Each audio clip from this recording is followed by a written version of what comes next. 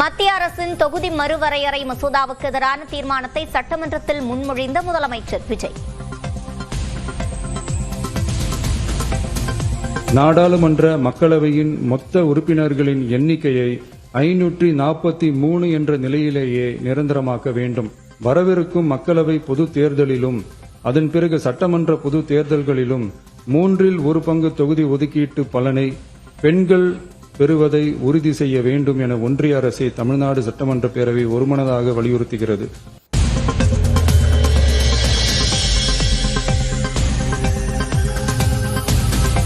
தொகுதி மறுசீரமைப்புடன் இணைப்பதால் பெண்களுக்கான இடஒதுக்கீடு காலதாமதமாகலாம் என முதலமைச்சர் விஜய் பேச்சு. இடஒதுக்கீட்டை விரைந்து நடைமுறைப்படுத்த நடவடிக்கை எடுக்க வேண்டும் என மத்திய அரசுக்கு வலியுறுத்தல். மகளிருக்கான தொகுதி ஒதுக்கீட்டை மக்கள் தொகை கணக்கெடுப்பு மற்றும் தொகுதி மறுவரையுடன் இணைத்து அதனை ஒத்திவைக்கக்கூடாது. தொகுதி ஒதுக்கீட்டை விரைந்து நடைமுறைப்படுத்துவதற்கு உரிய நடவடிக்கைகள் எடுக்கப்பட வேண்டும் என தமிழ்நாடு அரசு ஒன்றிய அரசை வலியுறுத்துகிறது. 2026 மக்கள் தொகை அடிப்படையில் தொகுதிகளை மறுசீரமைக்கும் போது தமிழ்நாட்டின் தொகுதிகள் வெகுவாக குறையும் என முதலமைச்சர் விஜய் பேச்சு. மக்களவை தொகுதிகளின் எண்ணிக்கையான 543 நிரந்தரமாக்க வேண்டும் என்றும் வலியுறுத்தல். ஒவ்வொரு மாநிலத்துக்கும் தலா 50% மக்களவை உறுப்பினர்களின் எண்ணிக்கையை முதலில் அதிகரித்தாலும் அதனைத் தொடர்ந்து 2026 சென்சஸுக்கு பிறகு அரசியலமைப்பு பிரிவு ஆர்டிகல் 81(2)A அதன் கீழ் மாநிலத்தின் மக்கள் தொகையின் அடிப்படையில் தொகுதிகள் மறுசீரமைக்கப்படும். இப்படி செஞ்சா தென் மாநிலங்களின் பாராளுமன்ற உறுப்பினர் எண்ணிக்கை வெகுவா குறைய வாய்ப்பிருக்கு. நாடாளுமன்றத்தில் தமிழ்நாட்டு எம்பிக்களின் விகிதாச்சாரத்தை 7.18 விழுக்காட்டில் இருந்து குறைக்க அனுமதிக்க கூடாது என கூறி தீர்மானத்திற்கு எதிர்க்கட்சித் தலைவர் உதயநிதி ஆதரவு. தமிழ்நாட்டு எம்பிக்களுடைய விகிதாச்சாரம் நம்மளுடைய ரெப்ரசன்டேஷன் இப்ப இருக்கக்கூடிய 7.18 சதவீதத்தை குறைக்க அனுமதிக்க கூடாதுன்னு மீண்டும் வலியுறுத்தி சொல்லி அரசு கொண்டு வந்திருக்கக்கூடிய இந்த தீர்மானத்தை நாங்கள் வரவேற்கின்றோம்.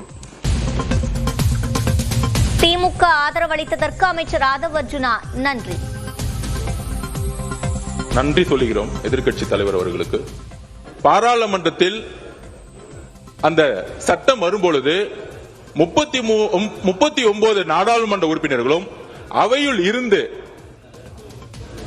வெளிநடப்பு செய்யாமல் அந்த சட்டத்திற்கு எதிராக வாக்களிக்க வேண்டும்.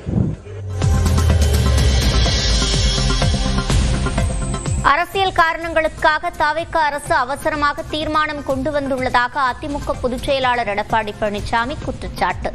தீர்மானத்தை எதிர்க்கும் அதே நேரம் மகளிர் இடஒதுக்கீட்டை உறுதி செய்ய வலியுறுத்துவதை ஆதரிப்பதாக பேச்சு. தற்போது நாடாளுமன்றத்தில் தொகுதி மறுவரை மசோதா தாக்கல் செய்வதற்கான எந்த அறிகுறியும் இல்லாத நிலையில் தமிழ்நாட்டில் தமிழக வெற்றி கழக அரசு அரசியல் காரணங்களுக்காக பரபரப்பை ஏற்படுத்த வேண்டும் என்பதற்காக இந்த தீர்மானத்தை இவ்வளவு அவசரமாக சட்டமன்றத்தில் அரசியல் தனி தீர்மானமாக கொண்டு வருகிறது என்று நாங்கள் கருதுகிறோம். தொகுதி மறுவரையறையால் மாநிலங்களின் பிரதிநிதித்துவ விகிதாச்சாரம் குறையாது என மத்திய அமைச்சர் அமித்ஷா உறுதியளித்துள்ளதாக கூறிய எடப்பாடி பழனிசாமி. மாண்புமிகு மத்திய உள்துறை அமைச்சர் அவர்கள் 16/4/2026 அன்று மாலை நடைபெற்ற நாடாளுமன்ற கூட்டத்தொடரில் பேசுகின்ற போது தமிழ்நாட்டிற்கான விகிதாச்சார பிரதிநிதித்துவம் பாதுகாக்கப்படும் என உள்துறை அமைச்சர் அவர்கள் பாராளுமன்றத்திலே உறுதியளித்துள்ளார்கள். அமித்ஷாவின் வாக்குறுதி காப்பாற்றப்படும் என உறுதியாக கூற முடியாது என்று அமைச்சர் அருண்ராஜ் பேச்சு. திரு அமித்ஷா அவர்கள் கொடுத்த அந்த வாக்குறுதியை நம்ம எந்த அளவுக்கு நம்மால காப்பாற்ற முடியும் என்பது நிச்சயமாக தெரியாது. அதனால் சட்டத்தில் என்ன இருக்கிறதோ, அரசியல் சாசன சட்டத்தில் என்ன இருக்கிறதோ அதுதான் நிரந்தரம் என்பதை கூறிக்கொள்ள கடமைப்பட்டிருக்கிறேன். பெண்கள் அரசியல் அதிகாரம் பெறுவதற்கு எதிரான தீர்மானம் என்பதால் பாமக ஆதரிக்காது என கணேஷ்குமார் பேச்சு. பாட்டாளி மக்கள் கட்சி பெண்களின் உரிமைக்காகவும் அவர்கள் அரசியல் அதிகாரம் பெறுவதற்கும் எதிராக நாங்கள் பார்க்கின்ற காரணத்தினால் இந்த தீர்மானத்தை நாங்கள் ஆதரிக்கவில்லை. பரிசீலனையில் உள்ள மசோதா குறித்து அவசரப்பட்டு தீர்மானம் கொண்டு வருவதாக பாஜகவின் போஜராஜன் எதிர்ப்பு. ஒரு முன்விடிவு காலகட்டத்தில் தான் அந்த பரிசீலனை தான் இருக்கின்றது. இவ்வளவு அவசரப்பட்டு ஒரு தீர்மானத்தை கொண்டு வருவதை எங்களுடைய பாரதிய ஜனதா கட்சி ஏற்றுக்கொள்வதில்லை. ஆகவே இந்த தீர்மானத்தை நாங்கள் எதிர்க்கின்றோம். தொகுதி மறுவரையறை குறித்து மத்திய அரசு மசோதா கொண்டு வந்த பின்பே ஆய்வு செய்ய வேண்டும் என பிரேமலதா விஜயகாந்த் வலியுறுத்தல். இந்த சட்டமன்றத்திற்காக ஊழியர்கள் தொகுதி மறுவரையை தொடர்பான இந்த மசோதாவில் இதுவரைக்கும் மத்திய அரசுல சட்ட முன்மொழிவு இதுவரை கொண்டு வரவில்லை. இந்த 2 தீர்மானங்களிலுமே ஒன்று மத்திய அரசு சட்ட முன்வடிவு கொண்டு வர வேண்டும். அதற்கு பிறகுதான் தொகுதி மறுசீரவரவை பற்றி நாம் ஆய்வு செய்தால் சிறப்பாக இருக்கும் என்ற என் கருத்தை கூறுகிறேன். இன்னும் மசோதாவை வடிவமைக்கவில்லை என அமைதி காப்பது ஆபத்தான சூழலை ஏற்படுத்தும் என்று அமைச்சர் ஷாஜகான் எச்சரிக்கை.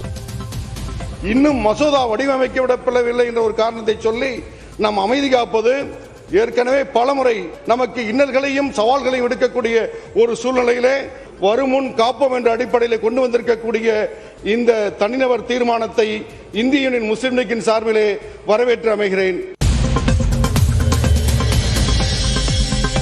வருவாயை பெருக்கும் முயற்சியில் நிதி ஆதாரம் கிடைக்கப்பெற்றதும் அனைத்து வாக்குறுதிகளும் நிறைவேற்றப்படும் என அமைச்சர் மரிய வில்சன் உறுதி. ஆட்சிக்கு வந்து 28 மாதங்களுக்கு பின்பே திமுக அரசு மகளிர் உரிமை தொகை வழங்கியதாக சுட்டிக்காட்டி பேச்சு. மகளிர் உரிமை தொகை வாக்குறுதி அளிக்கப்பட்டது 2021 ஆண்டு சட்டப்பேரவை தேர்தல் அறிக்கையில். அரசு பதவியேற்றது மே 2021. திட்டம் தொடங்கப்பட்டது 15/9/2023. அதாவது சுமார் 28 மாதங்கள் கழித்தே அந்த திட்டத்தை அறிமுகப்படுத்துறாங்க.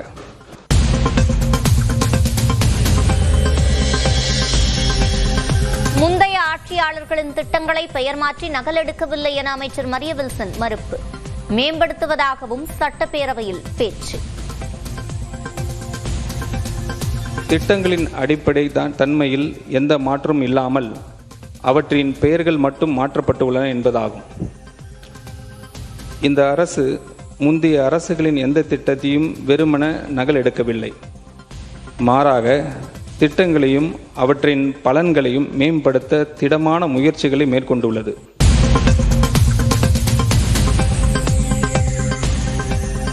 குட்டிக்கதையில் பொய் என்ற வார்த்தையை பயன்படுத்தியதை திருத்திய சபாநாயகர் ஜேசிடி பிரபாகர்.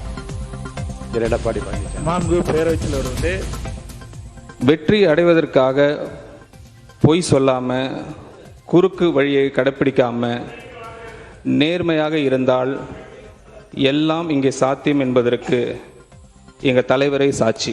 பொய் என்ற வார்த்தைக்கு பேர் உண்மைக்கு மாறான என்ற வார்த்தை சேர்த்து. ஓகே, உண்மைக்கு மாறாம.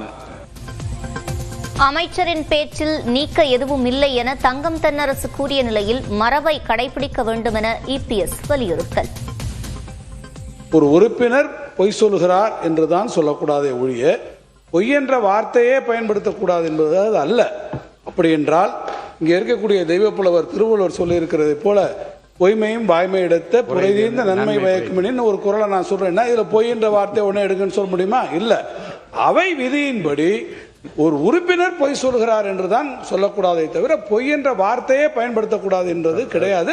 அதனால அமைச்சர் அவர்கள் சொல்வதிலே அதிலே நீக்குவதற்காக எதுவும் இருப்பதாக நான் கருதுவேன். கடந்த காலத்தில் எடுத்து பார்த்தீங்கன்னா பொய் என்ற சொல் அவையில் இருக்கக்கூடாது என்பதற்காக உண்மைக்கு மாறாக என்ற சொல்ல பயன்படுத்தணும்.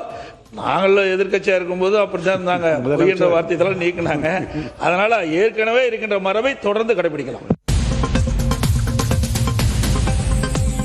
எம்ஜிஆர் வசனத்தை குறிப்பிட்டு முதலமைச்சர் விஜயை புகழ்ந்த நிதி அமைச்சர் மரிய வில்சன். எம்ஜிஆர் பட பாடலையும் பாடி புகழாரம்.